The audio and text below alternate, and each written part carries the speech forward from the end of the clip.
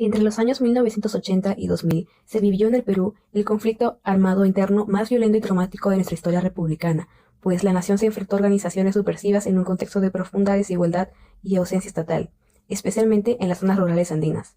El principal movimiento fue Sendero Luminoso, liderado por Abimael Guzmán, quien promovió una revolución inspirada en el marxismo-leninismo-maoísmo, reinterpretado como pensamiento Gonzalo.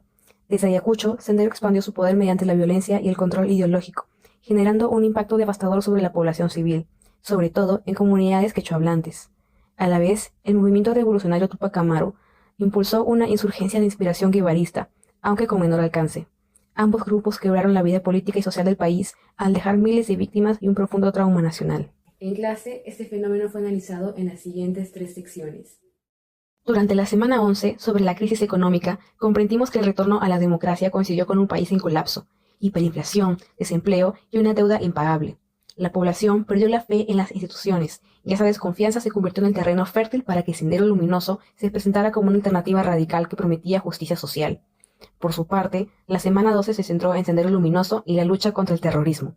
Se analizó cómo el grupo rechazó la democracia liberal y utilizó el terror como instrumento de control social, ya que según Nelson Manrique, esta violencia fue posible porque se insertó en comunidades acostumbradas a relaciones autoritarias de poder como el gamonalismo.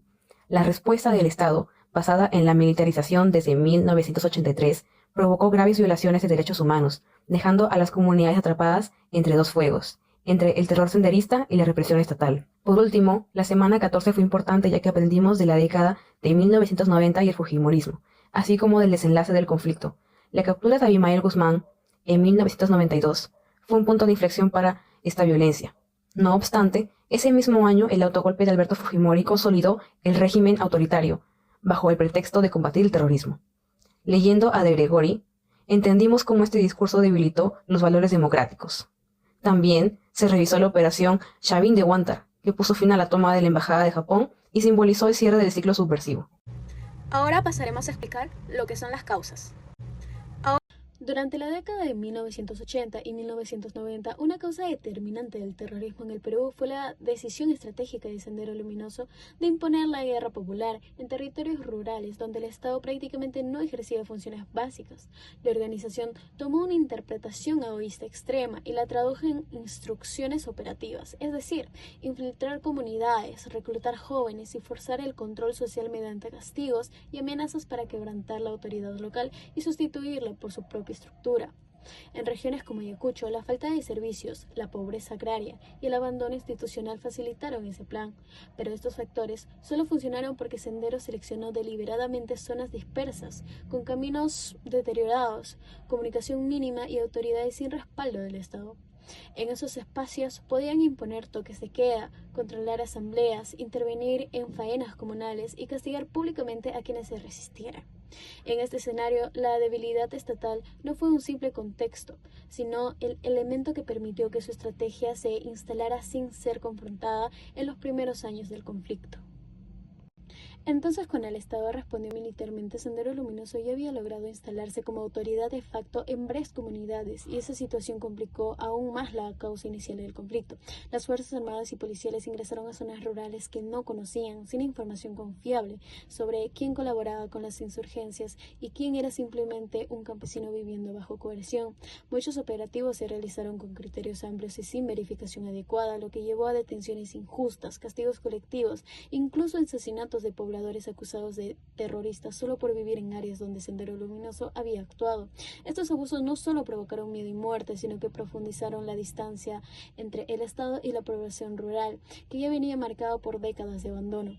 En la práctica, las comunidades quedaron atrapadas entre la violencia de Sendero Luminoso y la represión estatal, lo que reforzó la eficacia de la estrategia inicial de Sendero Luminoso. Así, la causa principal de imponer la guerra en lugares sin presencia estatal efectiva se fortaleció aún más porque la intervención estatal tardía y errática terminó ampliando la desconfianza y dejando a muchas comunidades sin un respaldo institucional que pudiera contrarrestar el avance senderista.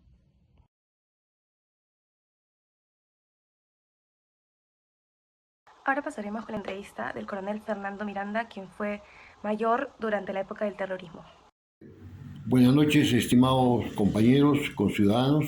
Quería compartir con ustedes una experiencia vivida en el año 1986, cuando en ese momento era el primer año del gobierno de Alan García. Yo me encontraba en la vía militar de Chorrillos, era en ese tiempo mayor del ejército, ahora estoy en la situación de retiro. Y justo en la vía militar escuchábamos a los alrededores apagones de luz, y muchos de esos apagones prácticamente incidían, y también eran los apagones que eran en toda la casa, en toda la ciudad, y se escuchaba bastantes cochebombas o ruidos de explosiones.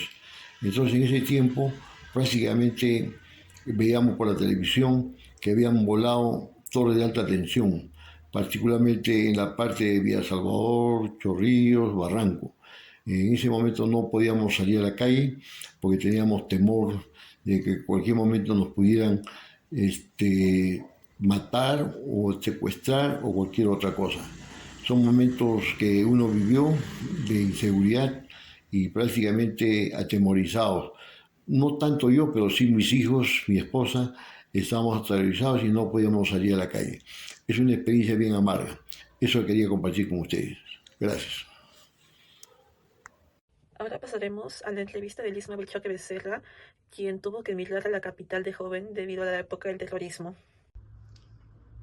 En la época del terrorismo, que fue más o menos en los años 1985 a los 95, se vivió donde la época del terrorismo, donde llevaban a los chicos o a los adolescentes, seleccionaba y se los llevaba, ¿no? Y cuando los terroristas vinieron y empezaron a recolectar o llevar personas, ¿no? De mi edad, que en ese entonces yo tenía 13 años, 14 años, entonces tuvimos que emigrar a la ciudad de Lima, ¿no?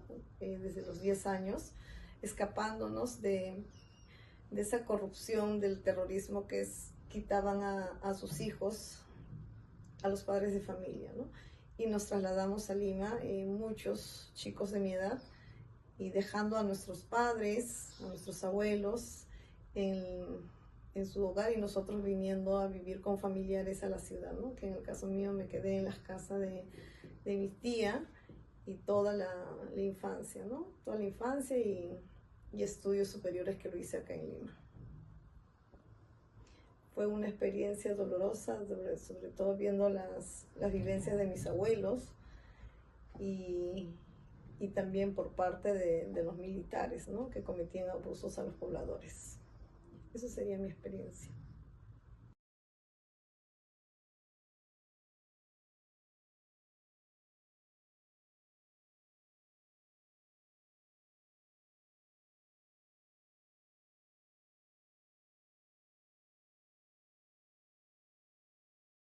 En conclusión, el conflicto armado interno entre los años 1980 y 2000 demuestra que la violencia no apareció de la nada, sino que fue consecuencia directa de desigualdades históricas, un Estado ausente y una crisis económica que debilitó totalmente la confianza en las instituciones.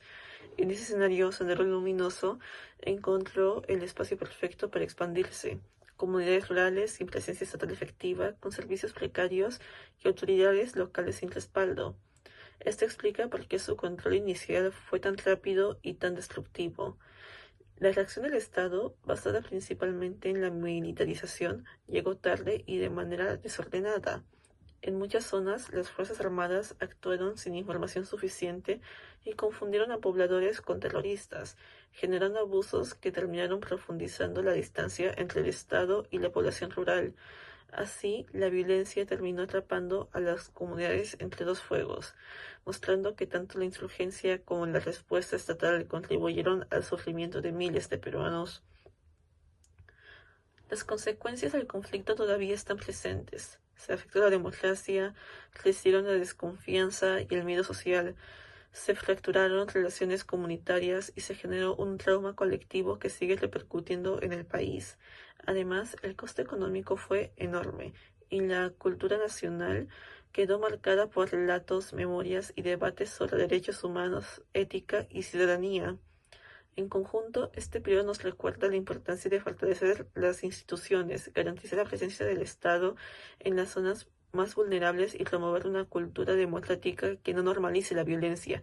Conocer este pasado no es solo un ejercicio académico, es una forma de evitar que las condiciones que permitieron el conflicto vuelvan a repetirse.